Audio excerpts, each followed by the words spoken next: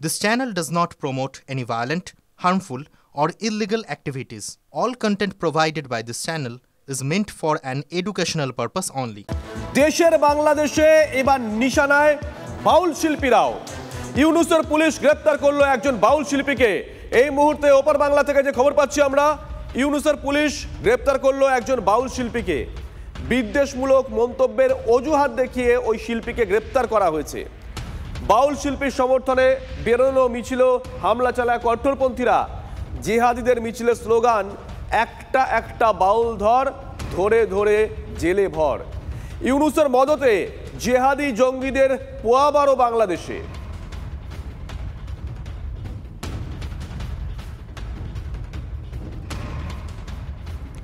মালদার দিকে নজর রাখবো। মালদায় পাপড় বিক্রেতাকে গুলি করে খুন। সাইকেলে বাড়ি ফেরার সময় কাশিমনগর এলাকায় পাপড় বিক্রেতাকে লক্ষ্য করে গুলি। কালিয়াচকের ফতেখানির বাসিন্দা পাপড় বিক্রেতা আজাহার আলী।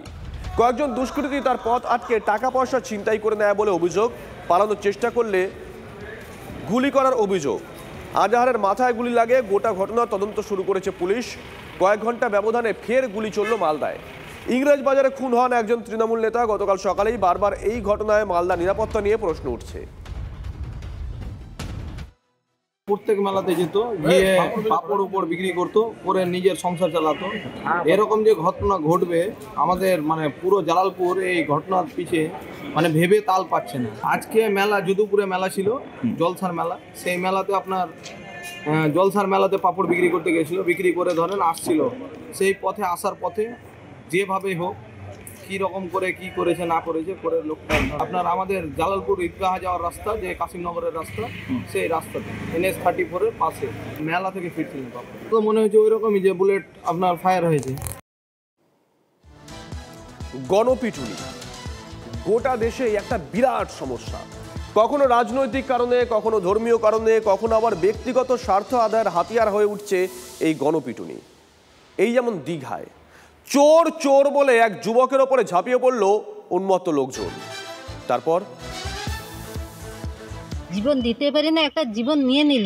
কার মার কুল খালি করে দিল। সরকার বলতে কিছু নেই, আইন বলতে কিছু নেই, পঞ্চায়েত বলতে কিছু নেই। উদ্দেশ্য ছিল পরিষ্কার, চোর চোর রব তুলে যুবককে বেদম মারা হবে। মারতে মারতে যখন আধমরা অবস্থা, তখন দেহ ছুট। ততক্ষণে মৃত্যু মুখে ঢলে পড়েছেন যুবক। এবার পূর্ব মেদিনীপুরের দীঘায় গণপিটুনির রোগ। বিরোধী দলনেতার জেলায় গণধোলাইয়ের মৃত্যু ঘিরে প্রবল উত্তেজনা।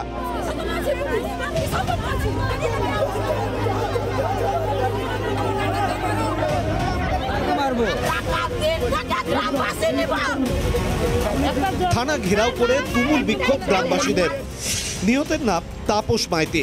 স্থানীয় সূত্রে জানা গেছে, বছর 29-এর তাপস পূর্ব মেদিনীপুরে বিজেপির আইটি সেলে কাজ করতেন। এলাকার এক বিবাহিতা মহিলার সঙ্গে প্রণয় ঘটিত সম্পর্ক ছিল তার। অভিযোগ, তাপসকে হাতে নাতে ধরার জন্য তককে তককে ছিলেন মহিলার পরিবারের লোকজন।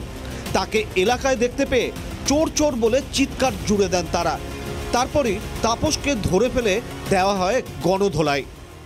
এটা আগে থেকে প্ল্যানিং করেছিল এরা। শুনলাম যে 13-14 জন মতো মিলে মেরেছে। আমরা চাইছি যে যারা যারা মেরেছে তাদের শাস্তি হোক। তাকে জরিমানা হতো, তাকে জেল হতো। মেরে ফেলাটা ঠিক হয়েছে বাবা, আমি মেনে নিতে পারছি। আমি বলছি যথাযথ তার শাস্তি হোক। দীঘার পদিমা অঞ্চলে বাড়ি তাপস মাইতির। বিজেপি কর্মী খুনে এক বিজেপি নেত্রী সহ 4 জনকে গ্রেপ্তার করেছে পুলিশ। এলাকার তরতাজা যুবকের এমন পরিণতিতে ক্ষুব্ধ পরিজনেরা। শুনেছি বেঁধে ফেলেছে, ঘুষড়ে ঘুষড়ে টেনে টেনে মেরেছে, গায়ে কিছু ছিল না। ওরা চোর সন্দেহ করেছে নিশ্চিত। আমার মনে হয় এটা আগে ভাগে সবাই জানত। গ্রামে গ্রামে সর্বত্র এইরকম মানুষ আইন হাতে তুলে নিচ্ছে এই কারণেই, কারণ কারুরই আইনের প্রতি বিশ্বাস ভরসা নেই। পরিকল্পিতভাবে গণধোলাই, ছাপোষা যুবকের উপর রে রে করে ঝাঁপিয়ে পড়ছে উন্মত্ত লোকজন। এ কোন মানসিকতার পরিচয়? নিজস্বতা লোপ পায়, নিজের স্বাভাবিক জ্ঞান বুদ্ধি এগুলো আমরা হারিয়ে ফেলি এবং ইমোশনাল ডিসরেগুলেশন হয়ে তখন একটা মানুষ সে তার ব্যক্তিসত্তা হারিয়ে ফেলে এবং জনসত্তা অর্থাৎ মব সাইকোলজির মধ্যে পা দেয়। বছর পেরিয়ে গেলেও তা আইনে পরিণত হয়নি।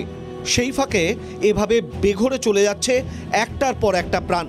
পূর্ব মেদিনীপুর থেকে কনিষ্ক মাইতির রিপোর্ট, TV9 বাংলা।